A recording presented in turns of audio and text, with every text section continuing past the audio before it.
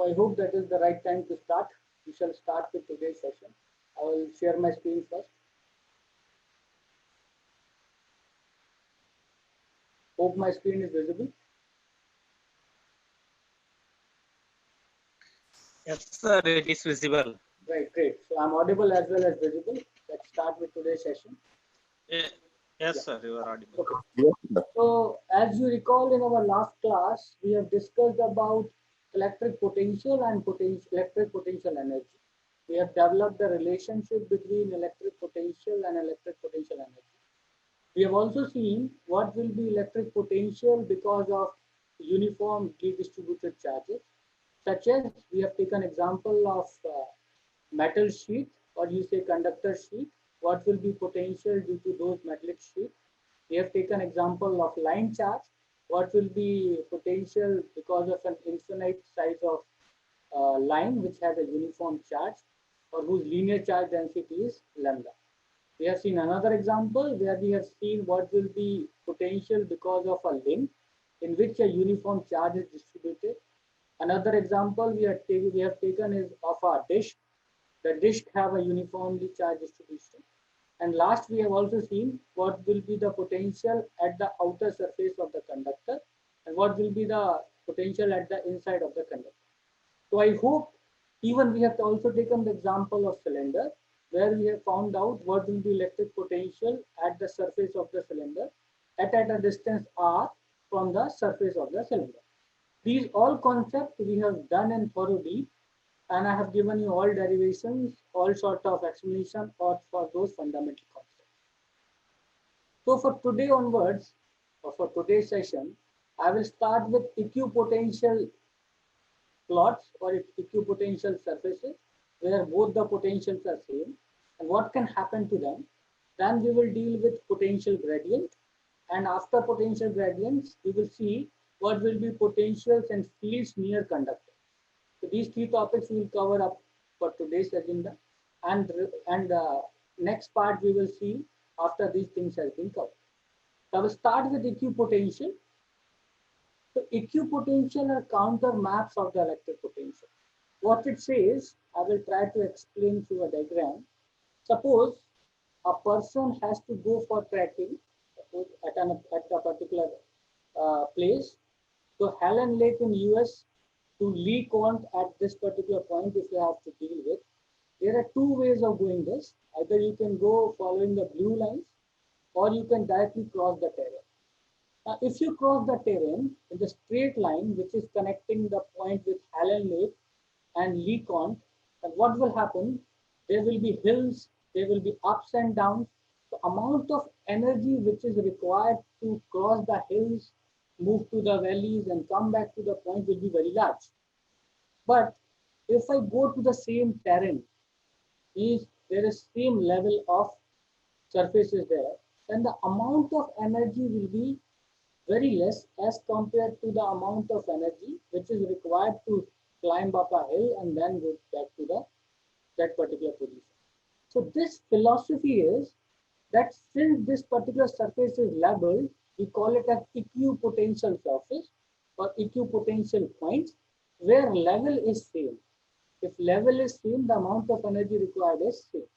So this is an analogy of equipotential surfaces, or we call it an equipotential region on the earth. There are many other examples which we can literally quote where work done to move a particular object from one place to another place is almost zero.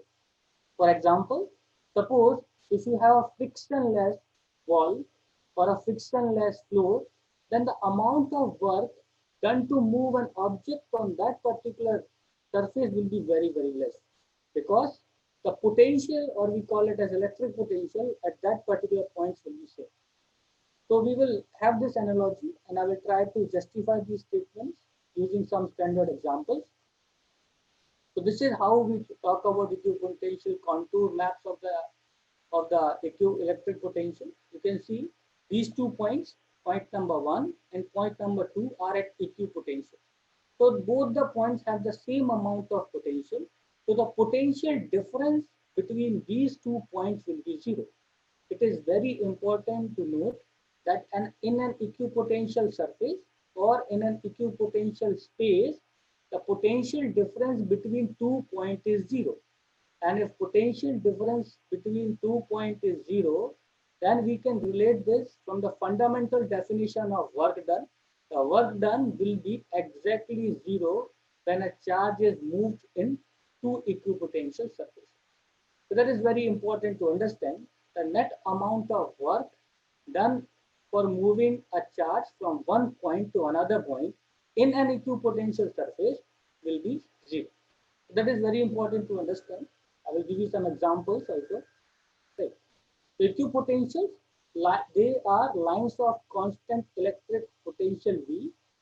Visualization tool complementing electric field lines. So there are many visualizing tools, but electric field is perpendicular to equipotential lines. Please try to understand this concept. For equipotential surface, electric field is always perpendicular to equipotential lines. The reason is, otherwise work will be required to move a charge along an equipotential surface and it would not be equipotential. So why I am saying electric field is perpendicular to equipotential line? Because otherwise some amount of work will be required to move a charge along that particular surface. And if it is so, then that no longer becomes an equipotential surface. So from the fundamental definition of equipotential lines, we say that no work is required to move a charge from one point to other point. That particular surface or particular area is known as equipotential. So if electric field are not perpendicular, then the theta will not be 90. If theta is not 90, then the work done will not be 0. So that is one case. The electric field is always perpendicular to equipotential lines. In static case, charges they are not moving, they are stationary. Surface of conductor is on equipotential surface. So this is also our second assumption when talking about equipotentials, that in static case, static means charges are not moving, they are stationary. Surface of conductor is an equipotential surface. So this is our second example. Reason why it is so, otherwise charge would flow and it won't be a static case. That is also very important. Otherwise charge will start moving and that won't be a static case. Instead of that, that becomes a dynamic case.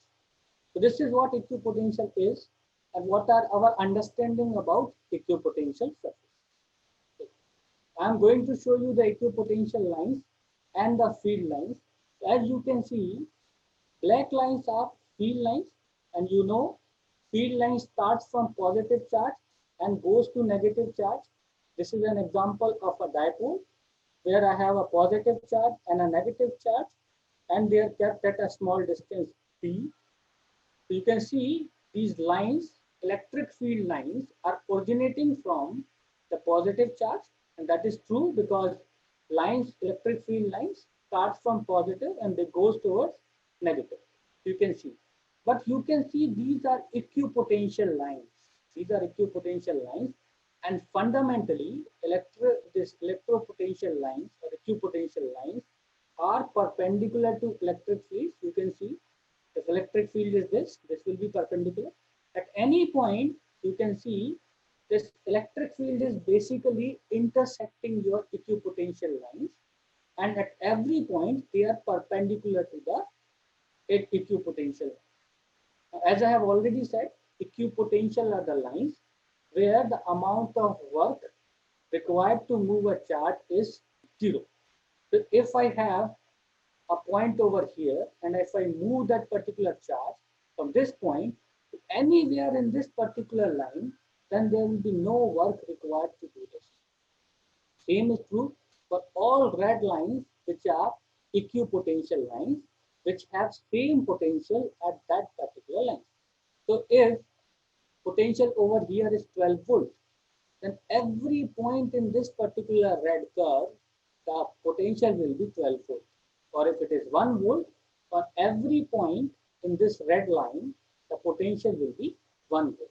So this is our understanding about equipotential surface, that or equipotential line, that the potential is same. It won't vary. If you move a charge, VA minus VB will be 0. So potential difference is going to be 0. If potential difference is 0, then from the fundamental concept of work done, you can relate that work done will be 0, moving a charge in that equipotential length. Right. So I hope equipotential is very clear. That's just the concept to be introduced, because many a time there are some constraint in the universe where we find out same potential. And literally moving a charge from one point to another point in an equipotential requires no work to be done. But still, it is very important to understand some amount of force will be always required to move a charge. Now the question arises where that charge goes or where that force goes. So that is up to you. Please think about it and try to relate from the fundamental concept of force through Coulomb's law, through Gauss' law, and all those laws, and you can then try to understand where that force. So the next topic which we will cover is potential gradient. Now potential gradient is nothing but we are determining electric field from the potential. That is what our potential gradient means. So prior to this, what we have done from the understanding of electric field, that is E dot dl, we are able to calculate the potential difference, that is VB minus VA, the difference between potential of 2 points A and B. Now I can apply this inverse operation over that particular equation, and I can find out that electric field will be minus dV upon dr. From here, if I have the inverse operation, please remember electric field are perpendicular to the equipotential line, and electric field starts from higher potential and it goes towards lower potential. That is our understanding about potential. We have already done this when we were discussing about potential. So if you see over here, this particular point is at a higher potential. For a namesake, it is at a higher position. Then electric field lines will always direct towards the lower value. As you can see, electric field lines will always direct towards the bottom of this particular curve, and this indicates that electric field lines are from higher potential to lower potential. And that is on the basis of that we have developed this formula when we were discussing about potential, that VB minus VA. So potential at B minus A, B being the final position, A being the initial position. If we consider 2 points A and B, A is our initial position, B is our final position. So the difference, that is VB minus VA, can be given by this particular formula. dl is the direction, or dl is the length or path along which the electric field variation is taking place. In this particular example, you can see electric field will be towards downward. So if I take x, y over here, then the electric field orientation will be towards negative y direction. So this is how you can find out electric field from the fundamental understanding of electric potential. So now you know the potential, you know the potential difference. If you know this, you should be able to calculate what will be the amount of electric field that is associated with that potential. Please remember, we are not talking anything about the charges in this case. We have our understanding that electric field points from positive to negative potential. I call it as higher to lower potential. So 0 to minus 5, if something is from 0 to minus 5, that is very correct, because 0 being the higher potential and minus 5 being the lower potential. For symmetrical, spherical symmetry charge distribution, you can write it as electric field as minus dV by dr. dV is difference in the potential, and dr is the radial distance in which sphere will have a radius. That is in spherical coordinate system, you can straight away say. If it is in simple one dimension, suppose we are considering only x direction, and this potential difference is along the x direction between 2 points, then Ex, that is electric field associated with that potential, can be written as minus dV by dx. So this is in one dimension. Now suppose we have a case of 3 dimensions. Three dimensions for rectangular coordinate system. We have x, y, and z. So I can straight away write what will be electric field in x direction. That will be variation of V in x direction.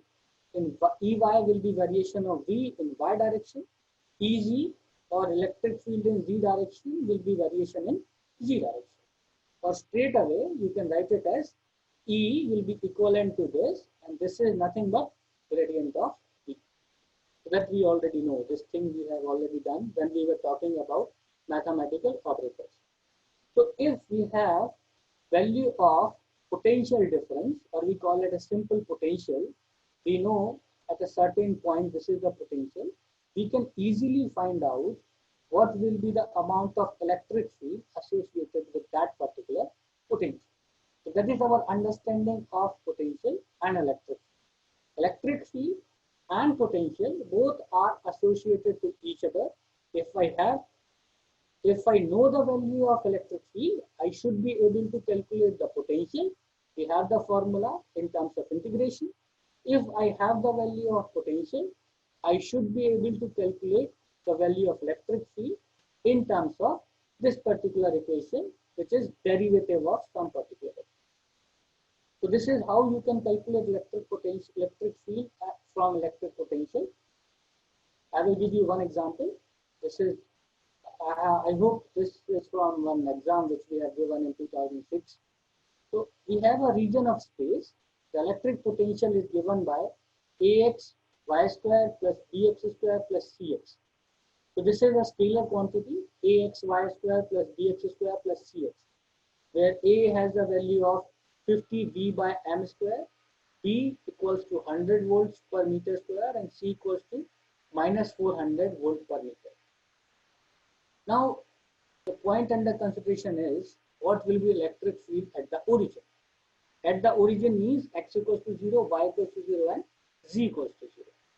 So I am very sure, because after having so many classes, you will be able to formulate this particular question.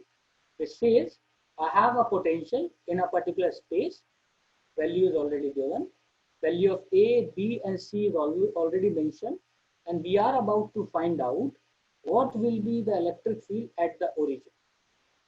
So we can apply the concept what we have studied in our last slide. What I will do, I will simply write what will be Ex. Ex will be dV by dx. So I will differentiate with respect to x, and after differentiation I get this value. Now our question was find the electric field at the origin. At the origin, x equals to 0, y equals to 0, and z equals to 0. So keeping x, y, and z 0, I can write Ex equals to minus c. As you can see, straight away mathematics has been done. Similarly, value of Ey will be dV by dy. So we can differentiate with respect to y. From differentiating with respect to y, I get it as minus 2axy. Now we have to find out at origin. To keep value of x, y, and z as 0. When keeping value of x, y, and z as 0, we will have Ey equivalent to 0. Now the third component, yes please, any question? क्या हम इसको direct gradient find out करके x y z equals 0 substitute करके भी we can find out the value? Yes, you can find out, sure. But I am telling you much simpler way. This is the easiest possible way in mathematics. Okay. So the next component, easy, we have to find out. As you can say, derivative of v will be 0 because we don't have any z component, and derivative of a constant is always 0, so we will get e equals to 0. So what we know, we have value of Ex, we have value of Ey, and we have value of Ez. Now you can straight away write, it will have only x component because c value is already mentioned, so I will write it as minus 400. So it will be 400 minus becomes plus, it will be 400 volts per meter, and the component will be only in x direction. So now this is very clear that given a potential of a space, I have found out what will be associated electric field at a particular point. But please remember, this electric field what we have calculated is at origin. if the points are given something else, suppose if I have to find out electric field at 1, 1, 1, so x equals to 1, y equals to 1, and z equals to 1, then these values will change. And if these values are changing, it means electric field is not uniform at that particular.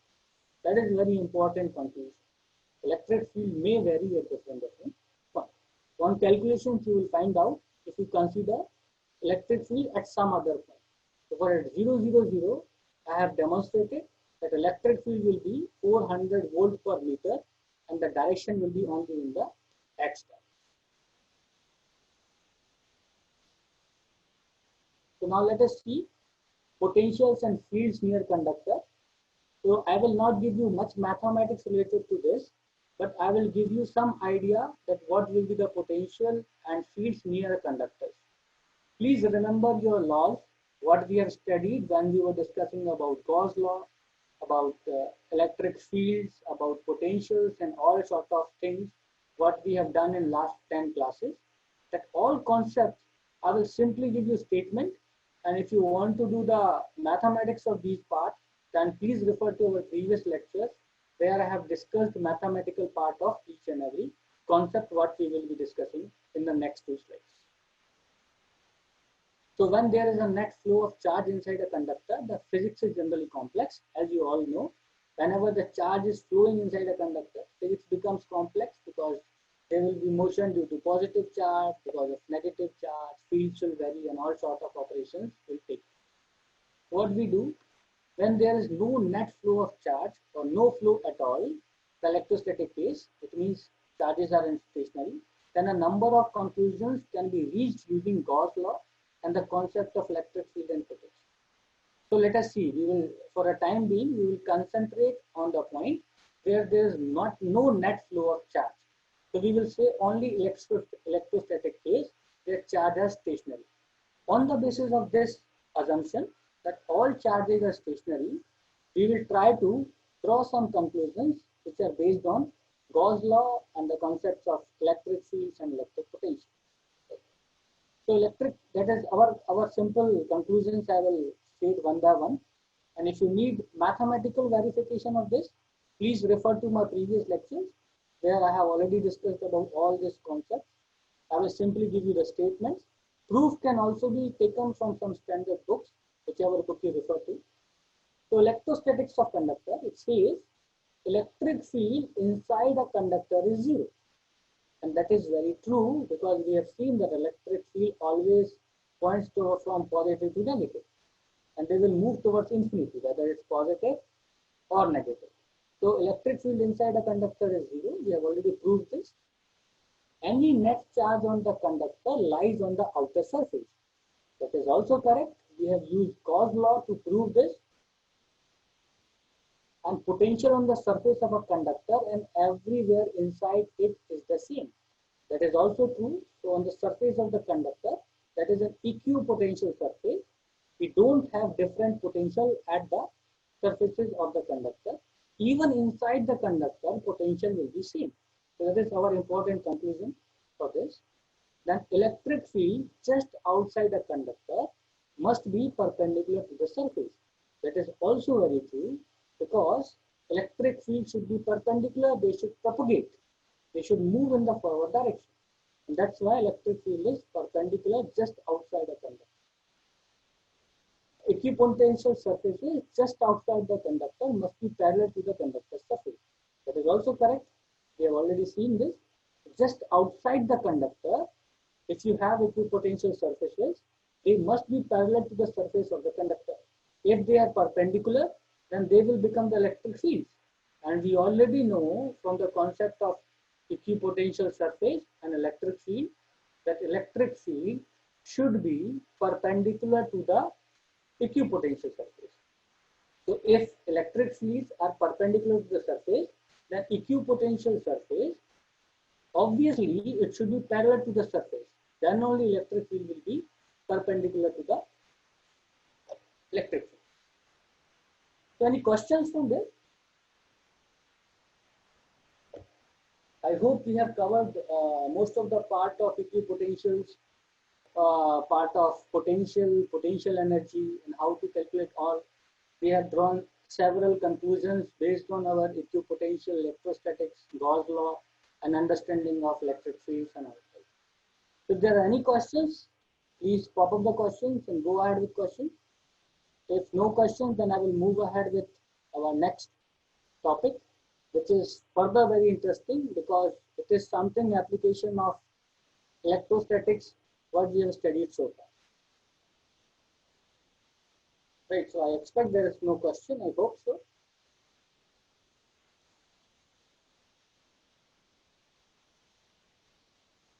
So we'll move ahead.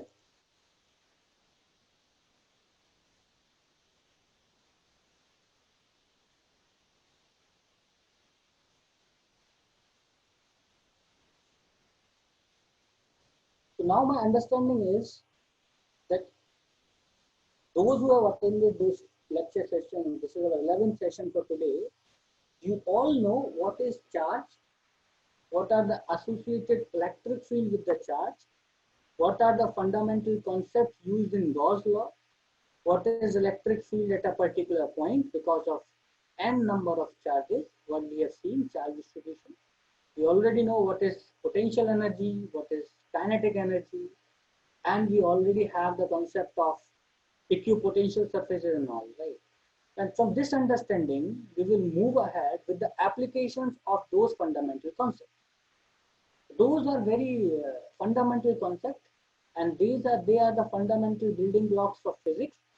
From physics, let us move to the application part, that where we actually apply and how we use that energy in the real world.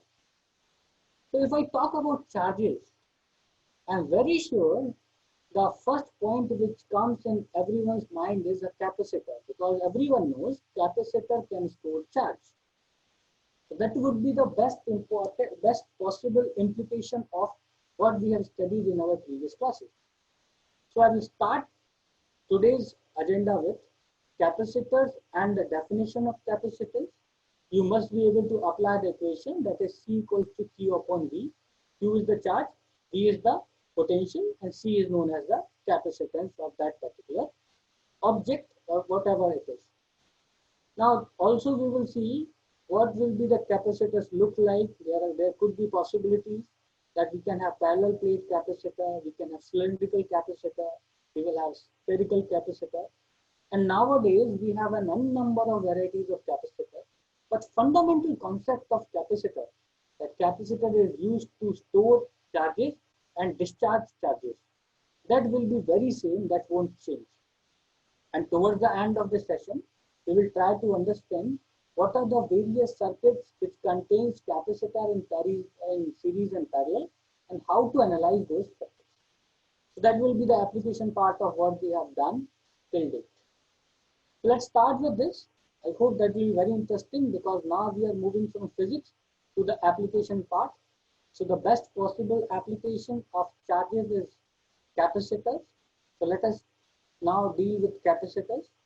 For the time being, let me make it very clear that capacitors are very, very important, because they are used in every application or every electrical application what you can name about in the modern scenarios. Everywhere you would have seen some sort of capacitor. Electrical devices, even electronic devices, your televisions, your radios, everywhere we will see some sort of capacitor. So it becomes very important to understand what are those capacitors, what are the fundamental parameters of capacitor, how we can define a capacitor and vice versa. So I will start this with understanding what is capacitor.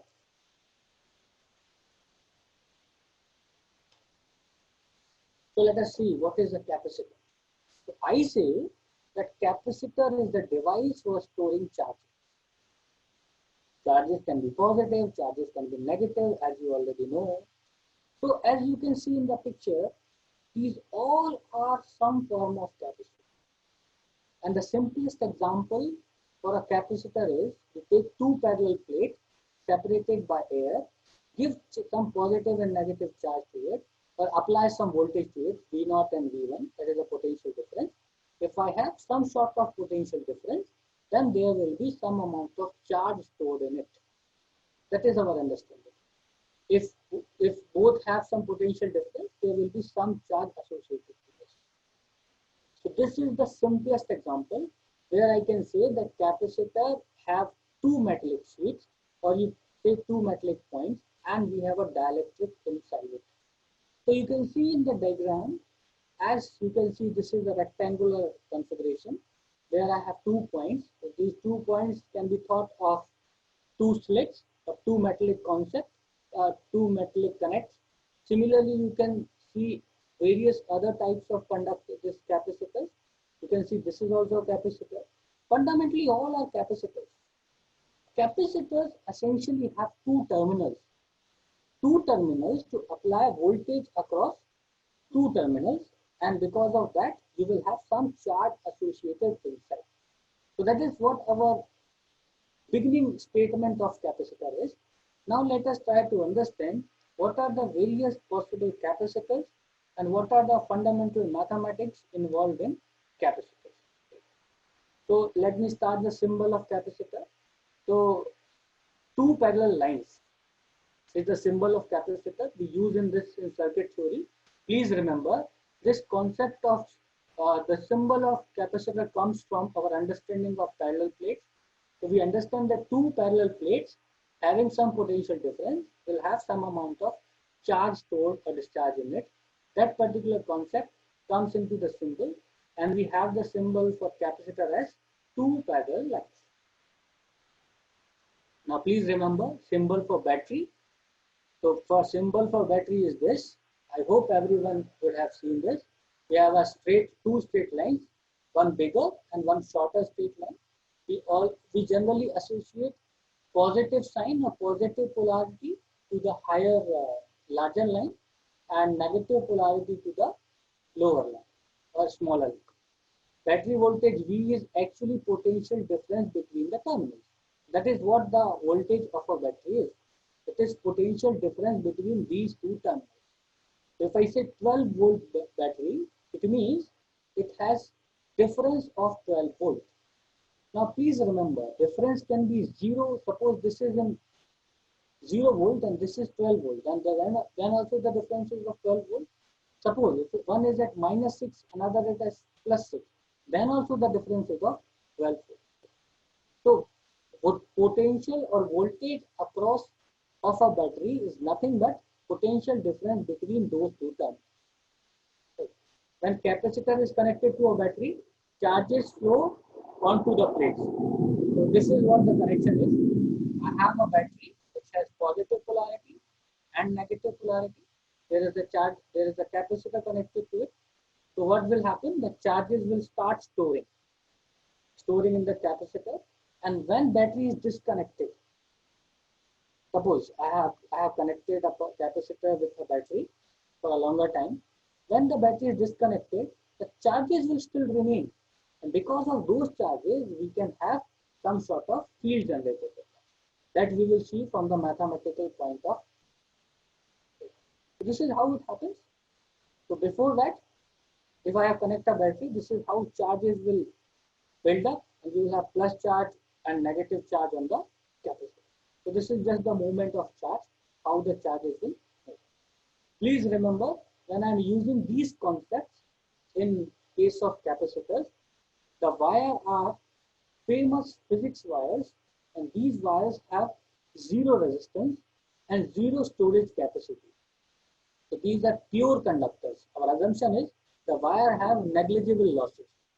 In practical world, there will be always some amount of losses associated with the wires, but in our calculation, we will assume that the wires used over here are standard physics wires which have zero resistance and 100% conductivity.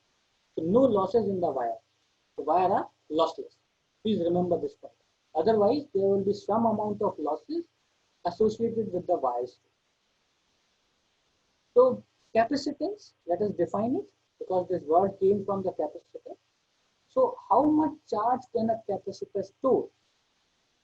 So that is what our capacitance is. Capacitance gives you the understanding that how much charge can a capacitor store per unit voltage is, please remember, voltage is the potential difference across the capacitor. So V is really delta V, or we call it as mod of delta V, the potential difference across the capacitor.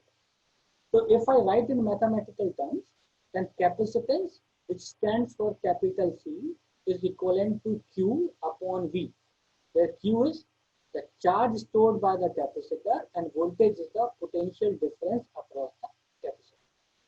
So I hope now capacitance is very good, very clear. Capacitance means that what is the amount of charge which can be stored per unit voltage in the capacitor. So capacitance is the device property and it is always positive. Please remember, that's why we have taken mod of V, because potential difference can be positive and it can also be negative.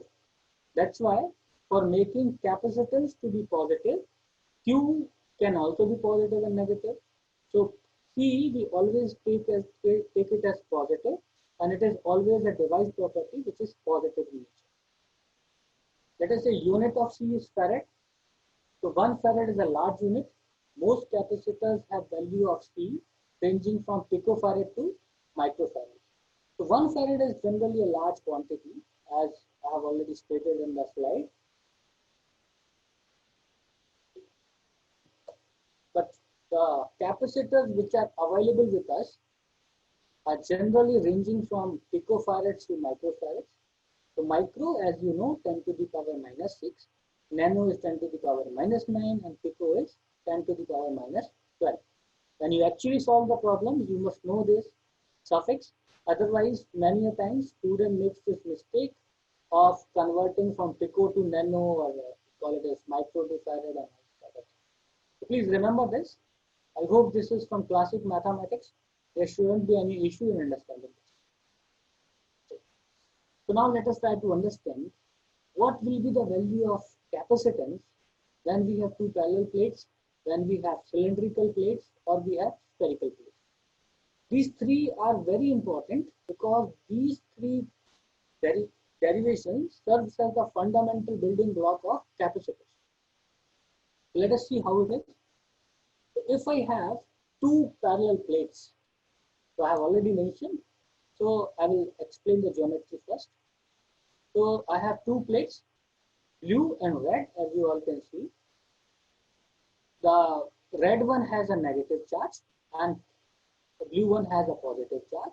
D is a small distance between these two plates. V0 is the potential at this, V1 is potential at this. Now V1 is at a higher potential, as you can understand. So electric field are moving from V1 to V0, and also you can understand that plus to minus, electric field moves from plus to minus. And what is the area of each plate? That is A. So you already know what will be electric field associated with a sheet which has some sort of charge density. So we have this formula when we were deriving about electric field due to an infinite charge sheet. Please remember, this is very large. The area of sheet is very large as compared to D. This is valid only for this. Please remember, this is not valid for all values of D and all areas of the plate. This is valid only for the case when area is finite and the distance is large. So this is E, electric field, which will be equivalent to sigma upon epsilon naught. What is sigma? Sigma is charge density. So charge density is nothing but Q upon A. So charge upon area will give you that particular value of charge density. So we have value of E, electric field we have. What will be the potential difference? We have already done this. Potential difference will be V1 minus V0, which will be from this integral equation. We have value of E. So E 0 to D. So we are talking about from here to here. V1 minus V0. V1 is the final position. V0 is initial position.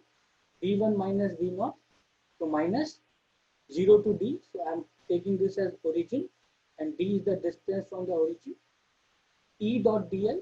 Now since electric field is in this direction, now we are talking from here to here. So this electric field becomes negative, and negative becomes positive. The electric field, we already have the values of electric field. That will be 0 to D. And we know this will be equivalent to E into D because distance is D. So the variation or the potential difference of two plates becomes ED. ED is electric field associated and D is the distance. Now I can write it from the capacitance point of view. That capacitance equals to Q upon delta V. Delta V is the potential difference. That is, we have already discussed. So we will talk in terms of formula of capacitance, which is Q upon delta V. Where delta V we have already derived and we call it as ED. Please remember, this is the famous add equation what I have already discussed in our previous lectures. So we can directly write it from the add equation, but for your understanding, I have given you this formula again. So we have C will be equivalent to Q upon delta V. Delta V is nothing but ED. ED, electric field we already know. So keeping this value of E, I can write it as capacitance between the parallel plates will be epsilon naught A upon D. A is the area of the plates. Epsilon naught is the permittivity of free space and D is the distance between the plates.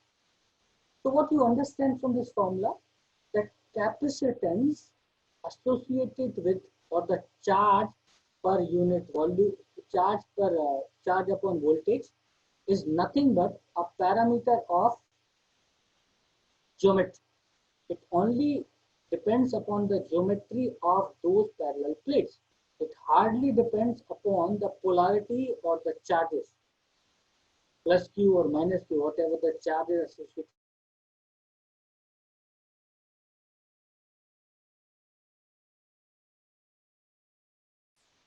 And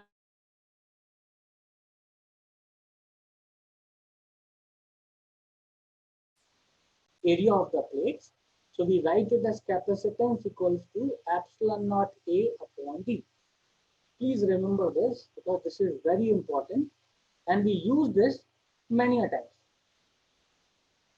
So this expression is approximate and must be modified if the plates are small. So as I have already said that this expression was applicable when the size of plate is large and the distance is smaller as compared to the size of the plate. But suppose if you have a smaller plate, then the formula which you will be using is capacitance C equals to kappa epsilon naught A upon D, where kappa is a Greek letter which is obviously, I hope everyone knows it about kappa, but usually for air and vacuum kappa is 1, and generally we use air as insulator between the plates. If we use some other material, then the value of kappa will change. So please try to understand. And this K is not same as what we have used in our previous classes. If you recall, the value of K which we have used in our previous classes is, just a minute. If you recall, in our previous classes, we have used K as 9 into 10 to the power 9, which is 1 upon 4 pi epsilon naught. So please remember, this K is different from kappa.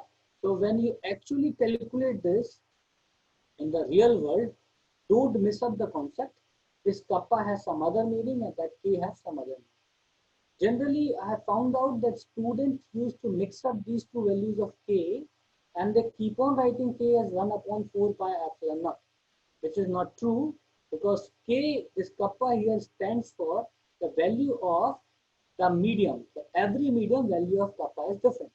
And that can be given in your specification sheet when you do your exams or when you give your particular exams or whatever you say call it. Okay. Now the second concept we need to learn is, first we have done capacitance because of two parallel plates. Instead of parallel plates, this is general form of the capacitors what we generally use. What we have two cylinders, coaxial cylinders, 1 and 2, and what will be the capacitance associated with this particular configuration. So capacitors are made up of two coaxial cylinders, as you can see. Now we will try to find out what will be the capacitance associated to this. Okay. So I will straight away, we can discretize the geometry. So you can see this is the inner conductor, this is your outer conductor. A is the radius of inner conductor, B is the radius of outer conductor, R is center of a Gaussian circle. We will try to take Gaussian cylinder, and then we will try to find out what will be the electric field associated with this. So I will straight away write, because we have done the derivations for cylinders. So electric field associated with the cylinder will be K, 2K. Please remember, here this K is 1 upon 4 pi epsilon naught. Lambda, which is linear charge density, upon R. So we already know value of E, electric field over here. Now the next step is to keep the value of E over here and integrate with respect to R, where R is the radius. Now here R will range from A to B, because we are going to find out capacitance in this particular region. So let us integrate from A to B. So we can easily write it as minus 2K lambda. Lambda is linear charge density, natural log of B by A. So once you have done this, you know the value of delta V. You can straight away write the value of C. So C is nothing but Q upon delta V. So Q is L into lambda, where L is the length of the cylinder. Lambda is linear charge density, as you all know. So we can write the value of delta V over here. So delta V, we have already calculated in this particular equation. Simply keep the values, transpose the terms, and you can find out value of C. So the capacitance associated with this coaxial cylinders is 2 pi epsilon naught L upon log of B upon A. B is the radius of outer cylinder, A is the radius of inner cylinder. Sometimes we define capacitance of coaxial cable with respect to capacitance per unit length. So I can now modify the formula, that is capacitance per unit length, C upon L, will be given by 2 pi epsilon naught upon log of B upon A. Now it will be very familiar, because capacitance of the cylinder, or we call it as coaxial cable generally. This is applicable for transmission lines which are used as the coaxial cable. So capacitance per unit length is given by 2 pi epsilon naught upon log of B upon A. B and A are nothing but parameters of the coaxial cable, because that is radius of larger cylinder, and A is the radius of lower cylinder, outer or inner cylinder, and 2 pi, that is constant. Epsilon naught is permittivity of the material which is kept inside those cylinders, between those cylinders. Generally, we use some dielectric material whose permittivity will be some different. So this formula can then change to 2 pi epsilon naught into epsilon r, where epsilon r is the relative permittivity of the material which is inside those, or which is between these two conductors. So now we can reformulate the formula, and I can give you some examples. Okay, just a minute. Hello? Yeah. No, still going on. It will end at 12:30.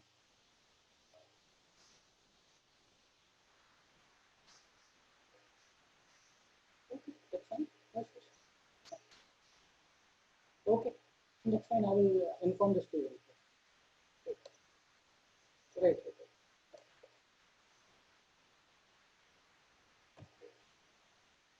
Well, dear students, I got a message from TICCUBE that they have some technical issues, and I will have to stop meeting for today at this particular point. So anyways, I will continue tomorrow with this meeting. There is some issues with TICCUBE, and they are asking that they are not able to continue today's meeting. They have some issues. So I will stop over here. I will continue the same thing with cylindrical coaxial cables. And let's see how it goes tomorrow at 11:10. We will start this meeting. So that's all from my side. I hope you're understanding the concepts. We'll carry on this meeting tomorrow due to some technical issues with TechU for today. Okay then. Okay, thank you, sir. Okay, bye-bye. Bye, sir. Thank you.